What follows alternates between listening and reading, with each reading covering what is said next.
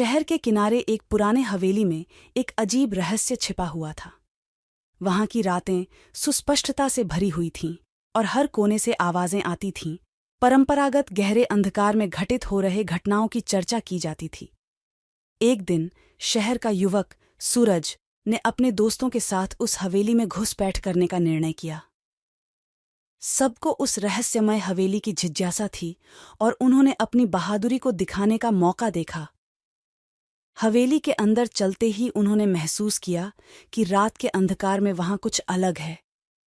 धीरे धीरे उन्हें मिली एक छुपी हुई कमरे की तलाश में, जहां एक पुरानी किताबें और रहस्यमय चीजें रखी गई थीं। किताबों में लिखे गए किस्से सुनते हुए उन्होंने जाना कि इस हवेली में एक पुराना राज बसा हुआ था। राज यह था कि हवेली का मालिक गुप्त रूप से रात्रि के समय अपने आत्मा को एक औरत में बदल लेता था और फिर वह अजीब रहस्यमय घटनाएं घटित होती थीं। यह सब सुनकर सूरज और उसके दोस्तों का हौसला तेज हो गया। वे रात्रि के समय हवेली की खोज करने लगे और एक दिन उन्होंने वहां छुपे एक सीरीज ऑफ रूम्स का पता लगाया जो हवेली के आंतर में थे। रात के अंधकार में वे वहां पहुंचे और देखा कि एक रहस्यमयी पुरानी तस्वीर में आत्मा बदल रही है।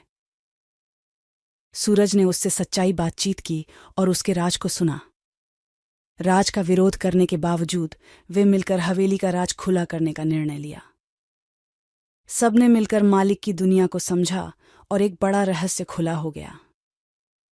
यह कहानी हमें यह सिखाती है कि जिंदगी में कभी कभी हमें अपने दृष्टिकोण को बदलकर और रहस्यों का सामना करके आगे बढ़ना पड़ता है, ताकि हम सच्ची स्वतंत्रता प्राप्त कर सकें।